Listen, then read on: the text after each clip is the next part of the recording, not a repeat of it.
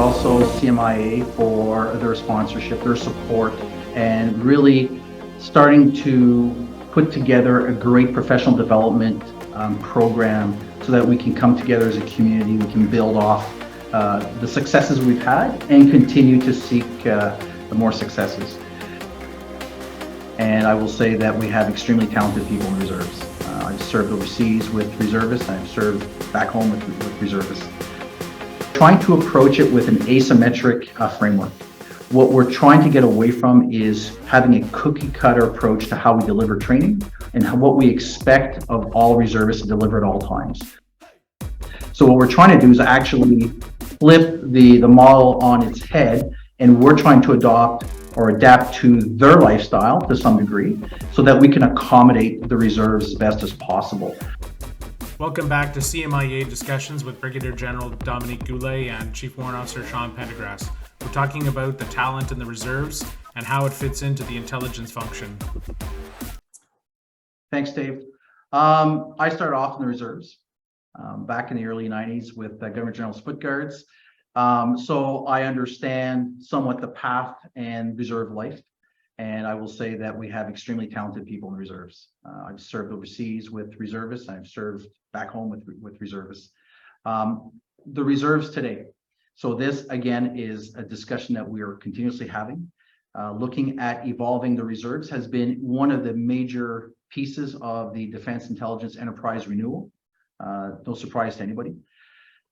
So how do we harness the talent that is across Canada and those people that want to serve the CAF, perhaps on a part-time basis or full-time basis, depending on the requirements? And how do we, work with the realities of a reservist life and their job, their family, so on and so forth.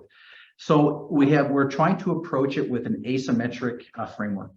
What we're trying to get away from is having a cookie cutter approach to how we deliver training and what we expect of all reservists to deliver at all times. What we're finding out is that model is archaic, it's not working, and we're losing really great people because they just can't adopt to what we are expecting of them.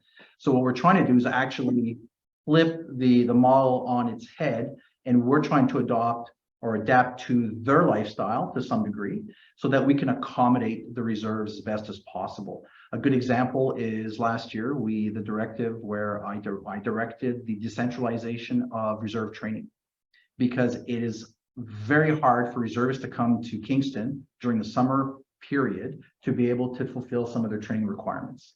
So what we want to do is be able to deliver that training back in their home bases or regions where we can better accommodate their requirements. So again, we're maintaining the standards we've always had, but we're decentralizing the training itself. So it's not really the what, but it's the how. The other thing that we're looking at is, can we offer the reserve specialties? So that's probably something that many have heard now, is perhaps a company could be doing open source intelligence. Another company could be looking at geospatial intelligence. Another company could be looking at human intelligence. So from a theoretical, conceptual perspective, I think that's great, at face value. The challenge we run into is infrastructure, is IT requirements, is the training and the specialization that goes with that. Because for a lot of these specialties, there are periods of training that has to come online. There are certification that has to happen as well. So it's a lot easier said than done when we approach the reserve challenge. That said, the CAF is moving towards employing reservists in a much more flexible manner, and we are wide open to that.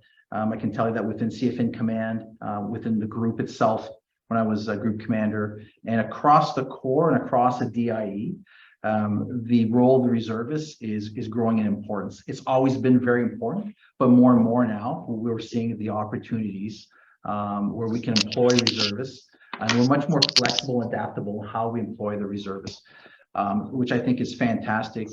Because it's a win for the institution, it's a win for the member that wants to serve their country, but also we want to keep in mind the realities that they're living. Absolutely. Not a lot to offer on this one, sir. There, I've been disconnected from the reserve world for quite a few years. But just like you and I go back to Germany as dependents, I was in the Ottawa militia district as well, not a Governor General Foot Guard, but an Eleanor Scott. I joined the reserves as well before I joined the regular force back up in Pembroke, Ontario. But I think the one thing that I took away from my time working with and in the reserves is the passion that those people bring each and every day. And unlike us in the regular force who work Monday to Friday and work the odd weekend, but those reservists are working their job and bringing a unique skill set Monday to Friday and whatever they do on the civilian street, and then giving up their time on Friday night, Saturday, Sunday to come out to learn a skill to benefit the Canadian Armed Forces. And quite often, one of the things that I've been kind of trying to communicate through my chain of command and through other chief warrant officers is that maybe we've got to take a unique look at some of these reservists and what they bring to the table. As an example, if we've got a very senior person in the Ontario Provincial Police or the Kingston City Police, maybe they don't deserve to be a private, and maybe we could look at something like one of the programs that was in place many years ago, RNTP, where we've got a brand new person into the Canadian Armed Forces of Reserve, and within 18 months or 24 months, that person was now a master corporal, because a person that's leading a police institution or a police organization or a squad in the police or any other trade for that matter, they bring something to the table. They've already got that innate leadership quality, and maybe we should look to capitalize on that. And in the intelligence spectrum, again, a little bit disconnected in my current role in my time in NATO, I think there's huge value in the reserves, especially in what they bring in respect to languages, to technology, to some of the unique aspects that they would bring to the intelligence writ large, to our capacity and our capability. Absolutely. No, absolutely.